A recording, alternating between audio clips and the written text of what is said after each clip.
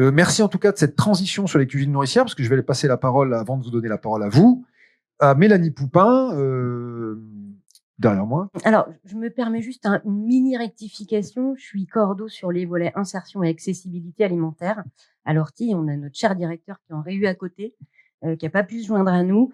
Évidemment, on n'aurait pas pu mener ces projets sans un travail collectif hyper conséquent. On participe au programme des paniers solidaires depuis un certain nombre d'années maintenant.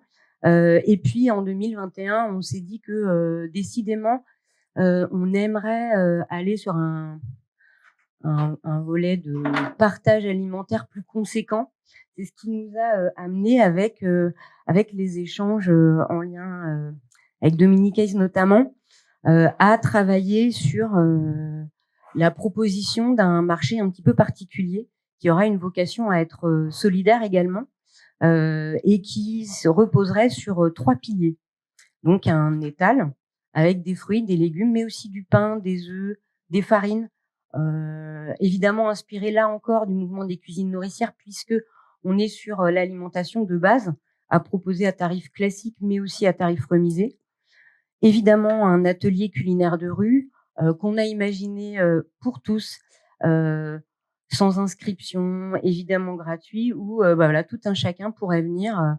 Alors ça peut être juste discuter, ça peut être cuisiner, ça peut être juste manger, ça peut être repartir avec une petite box, ça peut être tout un tas de choses, ça peut être juste de prendre un café, un thé, de repartir. Voilà. Deuxième temps de la danse. Troisième temps de la danse, c'est aussi de se dire, bah voilà, tout seul sur une place entre notre étal et puis notre atelier cuisine de rue, on peut peut-être se sentir seul. Alors surtout, invitons, convions à quelque chose qui soit à la fois accessible à toutes et tous, qui ne soit pas stigmatisant comme lieu, où voilà, quelle que soit ma situation financière, oui, je peux venir sur ce marché, je ne vais pas être estampillée sur telle ou telle question, je serai juste là pour faire mes courses. Voilà. Et donc, du coup, on a invité un certain nombre de partenaires qui ont tous répondu présents. Donc, on a un vestiaire solidaire qui est installé de longue date maintenant sur un des 4 marchés solidaires. On a la Ligue de la protection des oiseaux qui est là, on a le jardin botanique, la maison du vélo, la métropole qui vient nous proposer des produits ménagers, enfin tout un tas de choses. Et puis on a aussi plus récemment maintenant l'IAE qui s'invite sur les places à vivre pour venir recruter. Parce que ces places à vivre, elles se passent essentiellement en quartier politique de la ville. Alors pas uniquement, mais quand même assez régulièrement. On en a 4 maintenant. On a essaimé, on a démarré en 2022 et puis on est à 4 en 2024, 2 se situent en quartier politique de la ville. Peut-être quelques chiffres pour illustrer le propos. Ces places à vivre, alors 2 des 4 fonctionnent hyper bien et on réussit à faire environ 700 € de vente en chiffre d'affaires reconstitué sur 2 des 4 marchés. Ça veut dire qu'on a à peu près 120 personnes qui viennent sur le marché, dure 3 heures. Ces personnes, donc, elles acquièrent des denrées, elles participent à l'atelier, elles mangent, elles repartent. Et puis 40% d'entre elles ont une carte d'adhérent qui leur permet de bénéficier de tarifs solidaires. Donc, cette carte, elle est remise par 11 structures. Donc, ce sont des CCAS, un centre social, Amli, qui est une des structures de Batigère, mais on a Batigère également, les maisons des solidarités et puis la MSA et l'Ortie. Donc en tout, on est 25 prescripteurs de cartes. On a distribué sur 2024 plus de 200 cartes. Voilà, on a quelque chose qui fonctionne plutôt bien. Nos enjeux maintenant, après ces 2 ans d'existence, c'est peut-être de conforter le modèle économique, parce que évidemment, ça a été évoqué à maintes reprises et par peut-être presque toutes et tous. Voilà, l'équilibre économique est évidemment difficile à trouver. Alors, nous, on n'a pas eu pour l'instant de difficulté à financer les ateliers culinaires, ils le sont tous. Voilà, en tout cas, sur 2024 compris. Sur 2025, les équilibres seront plus compliqués, bien entendu. On cherche aussi à changer d'échelle. C'est-à-dire que on cherche pas nécessairement à augmenter la gamme de produits disponibles, mais vraiment plutôt à toucher le plus de personnes possible pour faire masse. On se questionne aussi sur le 50% de remise. On sent que sur certains quartiers, c'est pas suffisant. Il faut sans doute aller plus loin, donc il faut qu'on travaille ça en dialogue de coopération. Aujourd'hui, on a 2 des 4 marchés qui sont situés en QPV. On aimerait évidemment qu'un des 2 marchés qui fonctionne pas très bien, qui est pas situé au bon endroit, puisse s'y retrouver. Et là, on est très épaulé par la métropole sur cette question-là.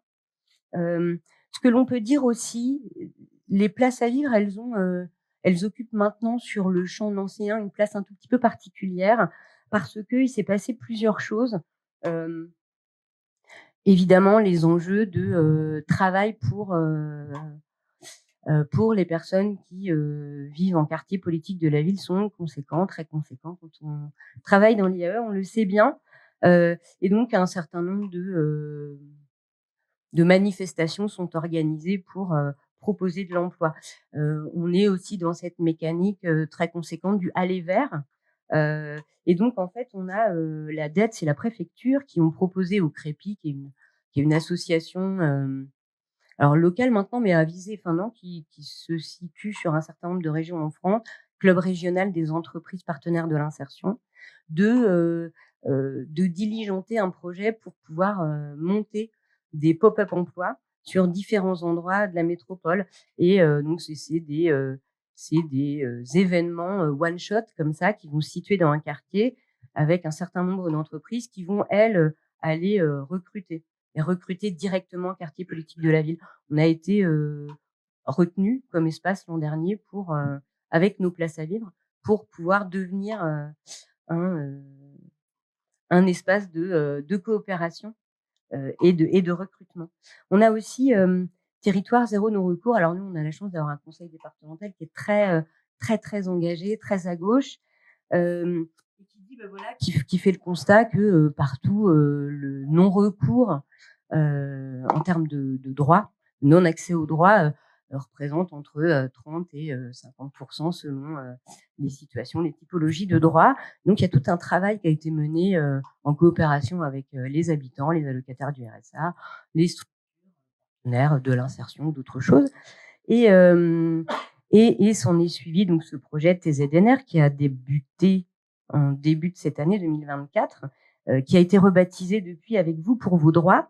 L'idée, c'était de pouvoir proposer à la population qui n'avait pas recours, en tout cas qui n'avait pas accès à certains droits, de leur indiquer, de leur dire, bah voilà, en fait, peut-être que vous avez accès à des droits, mais que vous ne le savez pas. Peut-être que vous ne le souhaitez pas parce que c'est trop compliqué. Il y a plein de raisons au non-recours.